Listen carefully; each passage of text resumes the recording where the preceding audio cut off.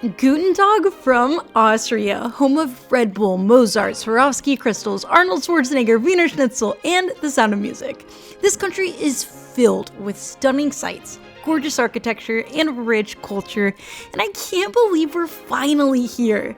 In this adventure, we're going to be exploring Vienna, and we are so ready to see the sights, eat the food, meet the locals, and let you know what visiting Austria is truly like. Let's madventure.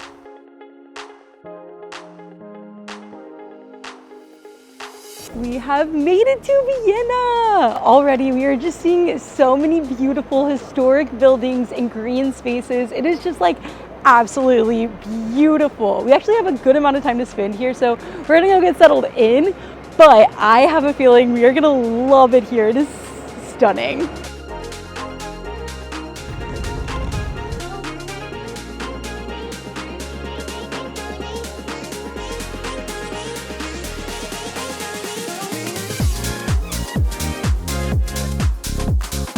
Guten Morgen from beautiful Vienna. We have had a great few days just grocery shopping, getting some work done, and meeting up with our Viennese friend who gave us an amazing intro to all this city has to offer. And today we are so stoked to be sharing those offerings with you, starting with the most important part of Viennese culture, the cafes. Glad we made a reservation because this is the line.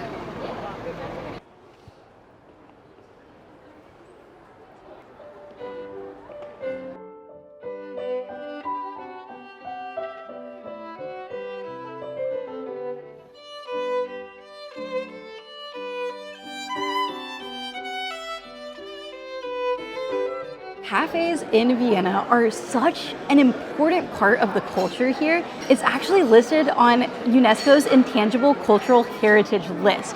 It's all about this incredible, beautiful vibe. These marble tables, these beautiful plush booths and chairs, just being a place where intellectuals gather. Literally this cafe, Café Central, is where philosophers and musicians and artists and revolutionaries came together. Freud worked here on a regular basis. This was the setting of so many world-changing discoveries and works of art, and it's so cool and special to just be here and soak that in, especially when you have delicious pastries and coffees to do it with. So this is a Viennese coffee with steamed milk in the bottom and then served with frothed milk on the top, called a Wiener Melange.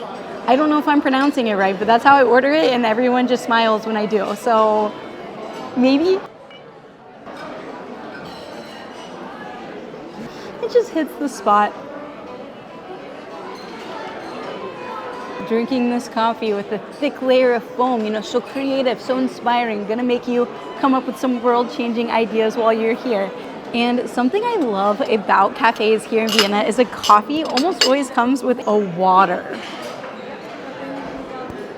Water for free, which isn't always the case in Europe, and I absolutely love it.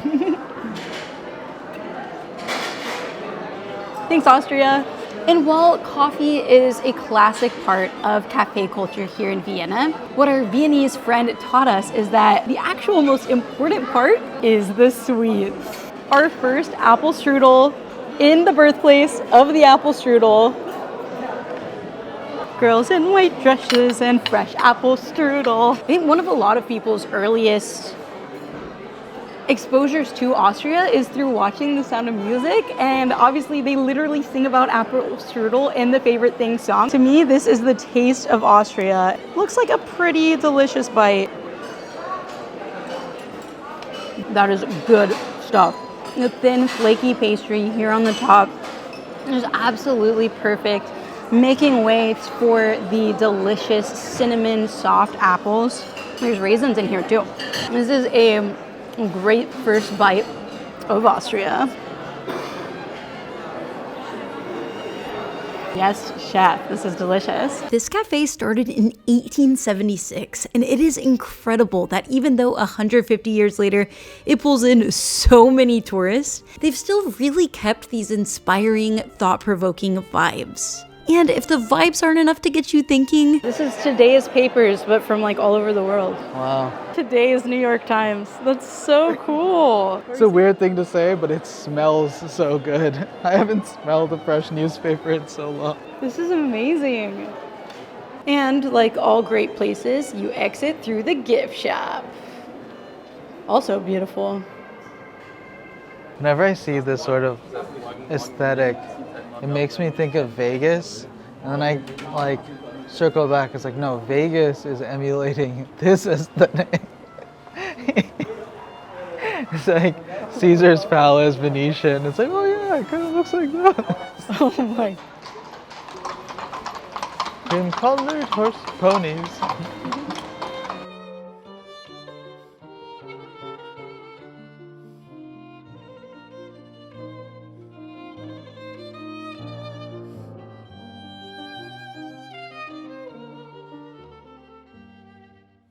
We are so excited to get to exploring the city. When we did a quick tour of the city with our Viennese friend, we realized how much we don't know. So before we really get started exploring everything in depth, we wanted to do an audio tour that gave us a lot of the background of everything that we're looking at. Just refresh our Austrian history, because I feel like the US public school system failed us a little bit there. Luckily, we use the Rick Steves app, which is a free app. There's a walking tour of Vienna on here with like step-by-step instructions. So it has us starting here at the Opera House. Austria is known for its music. Like this was the home of Beethoven and Mozart and Strauss. And this Opera House is one of the most important, iconic operas in the world. Opera is a way of life here. Our friend that grew up in Vienna grew up coming here on a regular basis. Like this is such an important part of life. There's over 300 operas that happen here every year, and we are so excited to go to one while we're here. Just looking at the building, absolutely stunning. I'm super excited to go in the future when we attend an opera. And there's even an Opera Walk of Fame here. Which came first? The Hollywood Walk of Fame? I'm pretty sure the Hollywood Walk of Fame came first. But this is the nice Viennese twist on it. Strauss. And his brother Kraus. it feels like you can't look anywhere in Vienna without seeing a museum, a cafe, or a sausage stand. One of our Austrian friends claims that Austria invented fast food, and it all began with these delicious Wurstel stands. The coffee shop as we know it is also practically invented in Vienna. There are so many great legends of how coffee was introduced here, from the Turkish fleeing during the Ottoman siege of Vienna in 1683 and abandoning a huge supply of coffee, to an Armenian spy preparing coffee in the traditions of his home country for the imperial court. No one knows for sure, but what we do know is that the excitement about coffee only grew from there. Coffee began as like an aristocratic, sophisticated thing, but as the Industrial Revolution came to Austria, people were expected to work 12-hour shifts. The working class also fell in love with it, and now coffee is just everywhere. People were so serious about coffee in Austria that the waiter would come around with like a sheet of paper with effectively paint chips of coffee. It'd be like the different shades of brown to indicate just how milky you wanted your coffee. That's how seriously they took it. So cool. Another thing that is quite serious when visiting Europe is the shopping, and Austria is the home of Swarovski. There is a 3-story Swarovski store here that's also a bit of a museum with really cool pieces that they've made for different events over the years.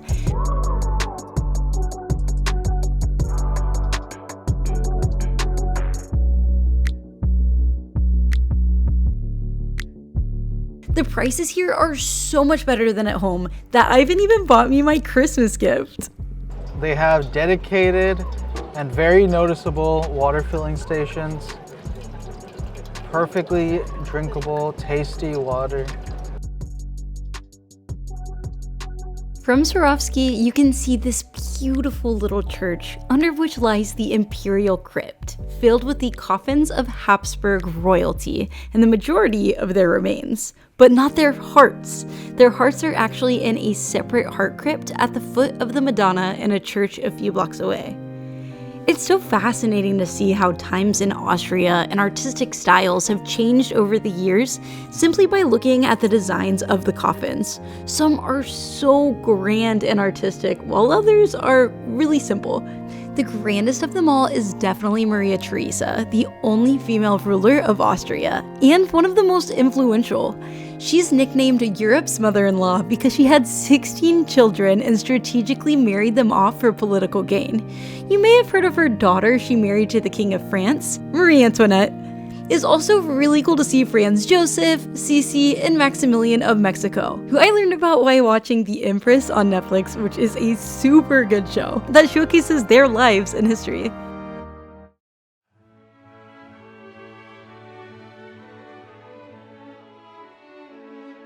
Speaking of absolute legends, we have made it to the place that put Vienna on the map, St. Stephen's Cathedral. For 1500 years, this spot has been the center of Christian faith in Vienna. This massive, beautiful church is the third to occupy this space and was built in 1340 when Vienna was still just a town of about 10,000 people. But 2 generations later, when the cathedral was finished, it was so grand and beautiful that it helped convince authorities that Vienna deserved a bishop, which made the church a cathedral. Shortly after, Vienna replaced Prague as the capital of the Holy Roman Empire. There are so many beautiful details and so much impressive history to take in here. One of Europe's biggest pipe organs with over 10,000 pipes. A stunning pulpit full of symbolism and the artist's hidden self-portrait. This is the church that Mozart attended, where he was married and baptized his children, and where his funeral was later held. As we walk towards the altar, we notice this stained glass is far more ornate than in the rest of the church, and that's because it's some of the only glass that survived the bombings of World War II. Outside, we see a monument to another tragedy in Vienna when around 75,000 people died in the bubonic plague.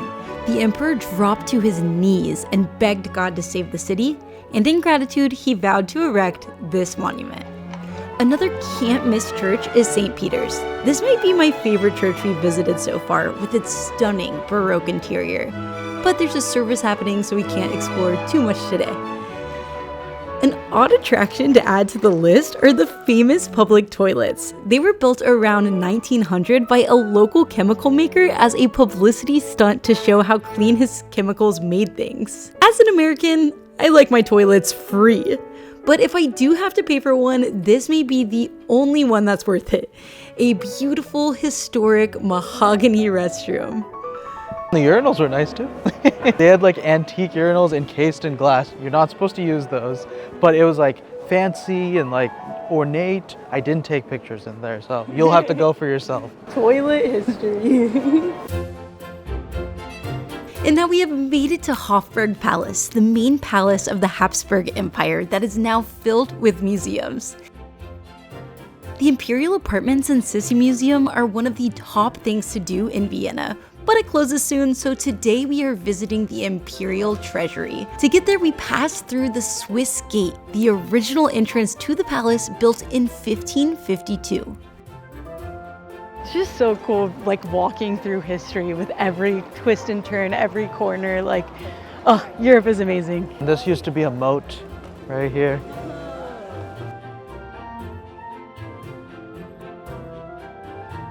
The treasury is so cool. I am a fan of Austrian royal fashion. The crowns and the robes are incredible.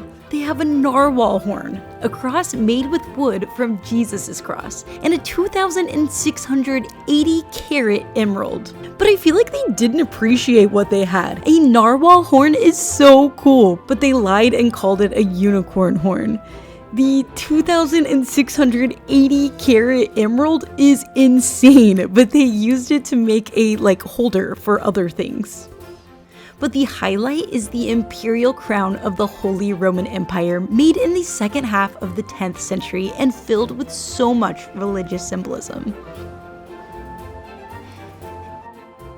While the jewels are lovely, the real treasure of the Habsburg Empire is their horses. And there are still stables here in the palace in the middle of the city to this day.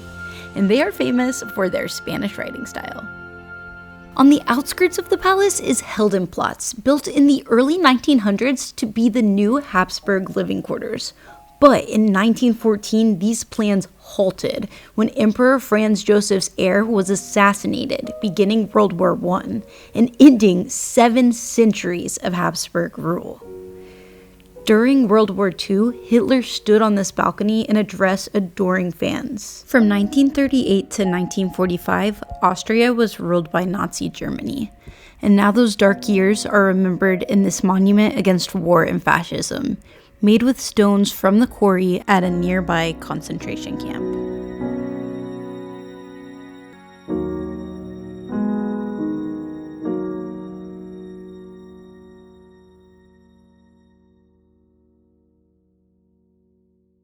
We are in a cellar that was built in the year 1100. Drinking white wine, a Vienna classic. There's literally vineyards all around the city that are growing these grapes, and wineries all around the city making white wine.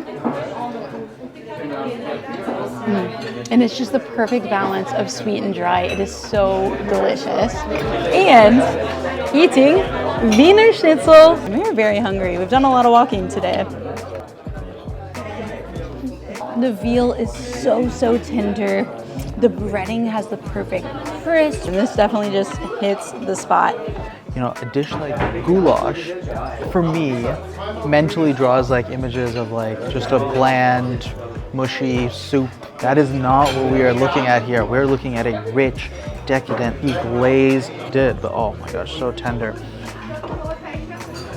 The meat, so tender from the slow cook of this. A generous amount of spices. Rich, savory, luxurious. That is really nice. Austrian food has really surprised me because I've fallen victim to the old trope of European food being flavorless. That is not true. And Austria will remind you of that every time you go to a classic restaurant like this.